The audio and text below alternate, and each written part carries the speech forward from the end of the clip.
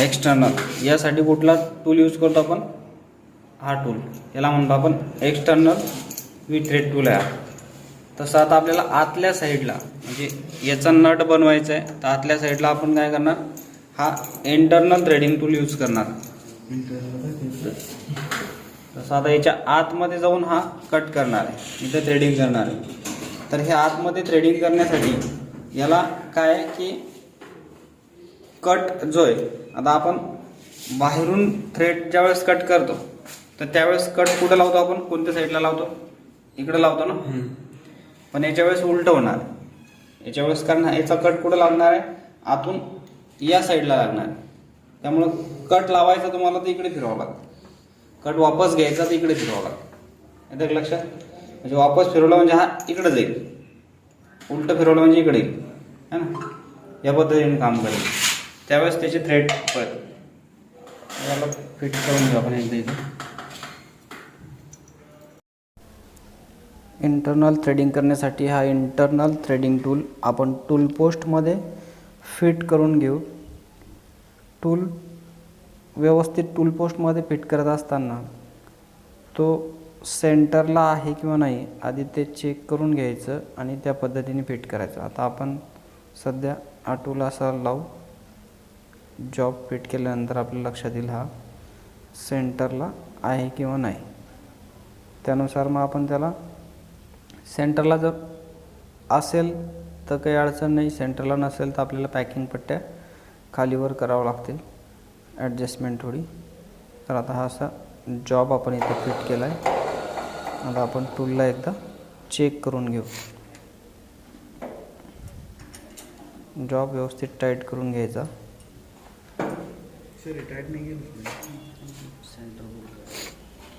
आता मी अजून टूलला फिट केलेलं नाही आहे, फक्त आपल्याला सेंटर चेक करायचं. आता कट लावायच्या आधी सर्वप्रथम आपण टूल जॉबला टच करून घ्यायचा. आतल्या साईडने बघा इथं या पद्धतीने असं एक थोडं क्रॅश करायचं. जॉबला टूल टच झाला का नंतर सेट कर. त्यानंतर इथे 0 सेट करून घ्यायचं.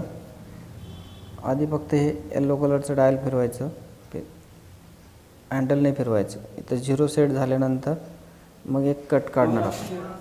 कट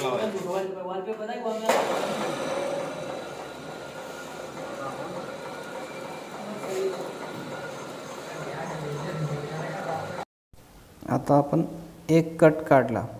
आता वापस जायच्या वेळेस रिवर्स करताना कट वापस घ्यायचा आपल्याला. तो कुठल्या साईडला घेणार आपण?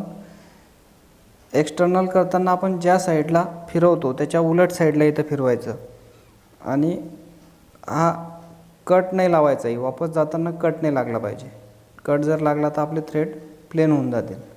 आता नंतर पुन्हा कट लावायचा. तर 0 होता पहिले आपला, आता 1 पॉईंट आपण वाढवणार. एक एक पॉईंटने कट करत घ्यायचं आहे. प्रत्येक कटानंतर टूल रिवर्स करत असताना टूल जॉबला टच होणार नाही याची काळजी घ्यावी, जेणेकरून थ्रेड आपले प्लेन होणार नाही. आता पॉईंट 1चे आपण कट काढतो आहे, तर त्या पद्धतीने आपण पॉईंट 10पर्यंत 1 पॉईंटचे कट काढणार. पॉईंट 10 नंतर फिनिशिंग येण्यासाठी आपण जसं पॉईंट 10चा कट लावला तर तो एक कट 2 वेळेस काढणार आपण. मग पॉईंट 11चा 2 वेळेस काढणार, 12चा 2 वेळेस काढणार, असे 15पर्यंत. म्हणजे 15 पॉईंट आपले झाले म्हणजे आपलं 1.5 mm थ्रेडची डेप्थ तयार होईल आणि आपल्या नट बोल्टची फिटिंग ही व्यवस्थित येईल आपल्याला पाहिजे तशी.